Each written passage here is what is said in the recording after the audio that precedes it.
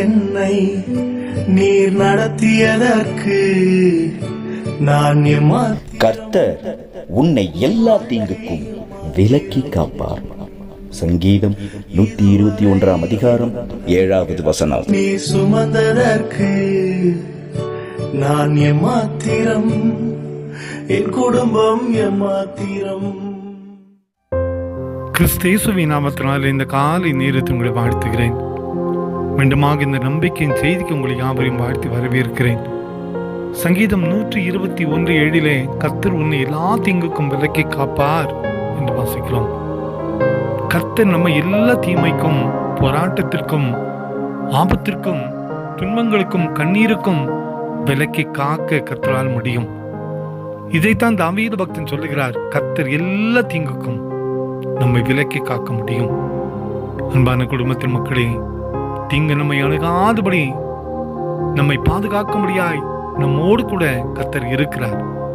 அவருடைய வல்லமையுள்ள கரம் எல்லா தீங்குக்கும் நம்மை விலக்கி காத்து அவருடைய பிள்ளைகளாக நம் வாழ பலன் தரும். ஒவ்வொரு நாளுமே எத்தனையோ ஆபத்துகளை சந்திக்க வேண்டிய நிலை வரும்.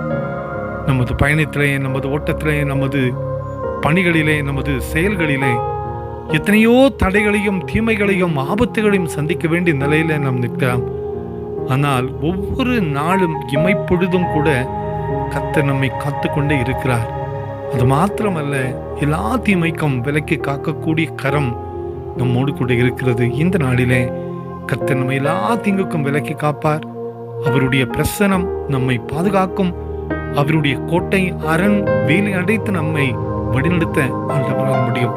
அந்த நம்பிக்கையோடு இந்த புதிய நாளை ஆரம்பிப்போம். கவலைப்படாதிருங்கள், கர்த்தர் எல்லா தீங்குக்கும் நம்மை விலக்கி காப்பார். அன்பின் ஆண்டவரே, இந்த கால விளக்க நன்றி ராஜா. நீ தந்த புதிய நாளின் கால விளக்க நன்றி.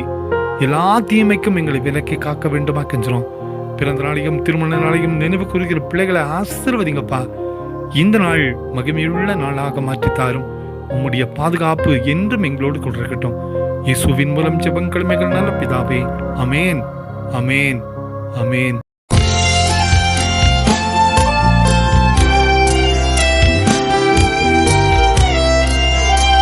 கர்த்தர் உங்களையும் உங்கள் குடும்பங்களையும் ஆசீர்வதிப்பார்.